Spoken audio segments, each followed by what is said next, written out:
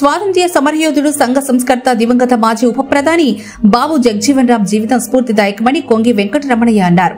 శనివారం జగజీవన్ రామ్ 118వ జయంతిని పురస్కరించుకుని ఆయన చేసిన సేవలను స్మరించుకున్నారు. గొప్ప రాజకీయవేత్తగా సామాజిక సమానత్వం కోసం జీవితకాలం పోరాటం చేసిన సంస్కరణశీలగా దేశ చరిత్రలో చిరస్థాయిగా నిలిచి ఉండే గొప్ప దార్శనికుడు అని ఆయనను కొనియాడారు. దళితులు, వెనుకబడిన తరగతులు, అణచివేతకు గురైన వర్గాల ఉన్నతికి, వారి హక్కుల సాధనకు నిరంతరం పోరాటాలు, కార్మిక ఉద్యమాలు నడిపారని గుర్తు చేశారు. ఈ సందర్భంగా ఆయన విగ్రహానికి పూలమాలలు వేసి కేకులు కట్ చేసి మిఠాయిలు పంచిపెట్టారు. ఈ కార్యక్రమంలో ఆలుపూరు సీనయ్య, విరువురు సర్పంచ్ జగన్మోహన్, కలగట్ల సందీప్, గంటా మల్లి, అరుణమ్మ, కొంగి మస్తానమ్మ, బుజ్జయ్య, పెంచలయ్య తదితరులు పాల్గొన్నారు.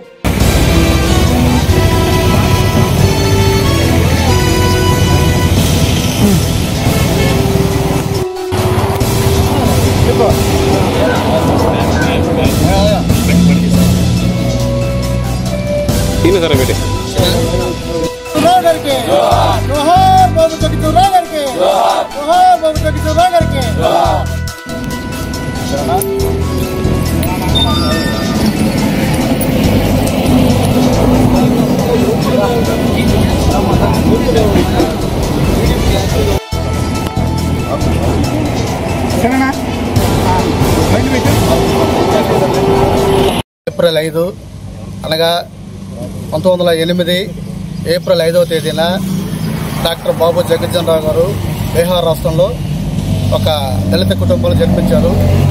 ఆయన అప్పటి నుంచి ఎన్నో కష్ట నష్టాలు ఎదుర్కొని చదువులో కానీ ఇట్లా అవతల వాళ్ళతో మెలగడంలో కానీ చాలా ఇబ్బందులు పడుతూ చదువుకున్నాడు. చదువుకున్న తర్వాత ఆయన కొన్ని సంఘ సంస్కర్తగా, స్వాతంత్ర సమరయోధుడిగా ఎన్నో కార్యక్రమాలు చేశాడు. స్వాతంత్రానికి ఆయన చేసిన సేవలు, స్వాతంత్రం వచ్చేదానికి చాలా బాగా కష్టపడ్డాడు. అప్పుడు గాంధీ తాతతో కూడా నడిచిన ఒక దళిత నాయకుడిగా డాక్టర్ బాబు జగజీవన్ రామ్ గారు నిలిచారు. కాబట్టి ఆయన సంఘ సంస్కరణలు చేశాడు. అలాగే అంబేద్కర్ గారు రాజ్యాంగం రచించారు. రచించిన తర్వాత దాన్ని అమల్లోకి తీసుకొచ్చిన నాయకుడు, ఒక దళిత నాయకుడు.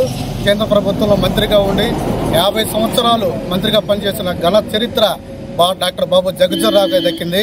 అందువలన ఈరోజు దేశం మొత్తం మీద డాక్టర్ బాబు జగజీవన్ రామ్ గారి జయంతి వేడుకలు ఘనంగా జరుపుకుంటున్నాము. అలాగే పొదలకూరు మండలంలో తెలుగుదేశం పార్టీ తరఫున, ఎస్ఎస్ఎల్ మండల కమిటీ తరఫున మేము ఈరోజు పొదలకూరులో ఆయన విగ్రహానికి పూలమాలలు వేసి ఘనంగా నివాళులు అర్పించి కేక్ కట్ చేసుకొని మిఠాయిలు పంచుకున్నాము. ఆయన జయంతిని వాడవాడలా బాగా జరుపుకోవాలని అందరినీ కోరుకుంటున్నాము.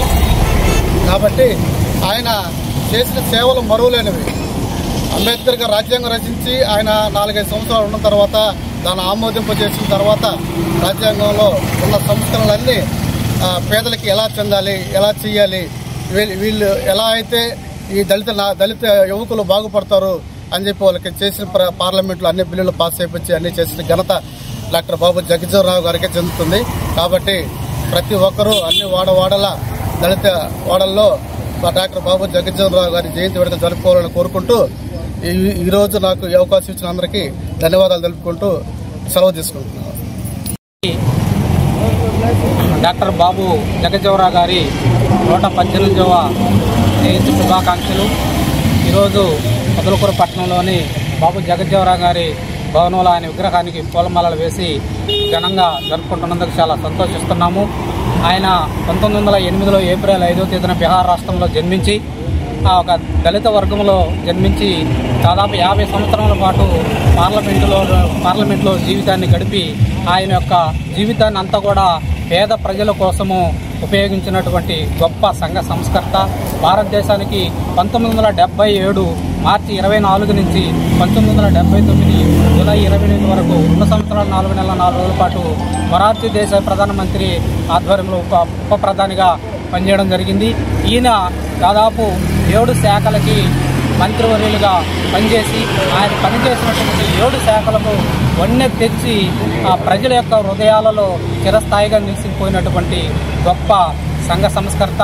కార్మిక శాఖ మంత్రిగా పనిచేస్తున్న సందర్భంలో ఉపాధ్యాయులను, ఉద్యోగులను ప్రభుత్వ బిడ్డలుగా భావించి వారికి ప్రావిడెంట్ మనం కలుగజేశాడు.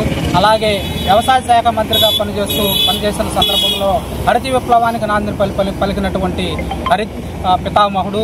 ఆయన ఆహారపు గిడ్డంగులను ఎఫ్సై ఫుడ్ కార్పొరేషన్ ఆఫ్ ఇండియాను స్థాపించి ఆ కరువు ప్రాంతాలలో ప్రభుత్వమే ఆ ధాన్యాన్ని కొనుగోలు చేసి పేద ప్రజలకు అందే విధంగా చేసినటువంటి గొప్ప సంఘ సంస్కర్త. అదేవిధంగా తపాలా శాఖ మంత్రి పనిచేసిన సందర్భంలో ఆయన పనిచేసేటప్పుడు 40,000 మాత్రమే పరిమితమైనటువంటి పోస్ట్ ఆఫీసులను 2,20,000 వరకు పెంచి ప్రతి గ్రామంలో పోస్ట్ ఆఫీసును ఏర్పాటు చేసి ఆ పోస్ట్ ఆఫీసులో ప్రతి పోస్ట్ మాస్టర్ని ఏర్పాటు చేసి తపాలా ఉద్యోగికి గొడుగు, సైకిల్, యూనిఫామ్ను ఏర్పాటు చేసి ఉద్యోగుల పట్ల ఎంతో అంకిత భావంతో పనిచేసినటువంటి నాయకుడు. అలాగే ఎస్సీ ఎస్టీ వాళ్ళకి రక్షణ కవచం లాంటి ప్రివెన్షన్ ఆఫ్ అట్రాసిటీ యాక్ట్ను అందుబాటులోకి తెచ్చినటువంటి గొప్ప మేధావి, సుపరిపాలన దిట్ట, రాజకీయ ఉద్దండు, దురంధరుడు అని చెప్పేటటువంటి మన గొప్ప నాయకుని యొక్క ఆ జయంతిని ఈరోజు ఇక్కడ జరుపుకోవడం చాలా సంతోషంగా భావిస్తూ అందరికీ ఆయన యొక్క జయంతి శుభాకాంక్షలు తెలియజేస్తూ సెలవు తీసుకుంటాను. జై హింద్, జై భారత్.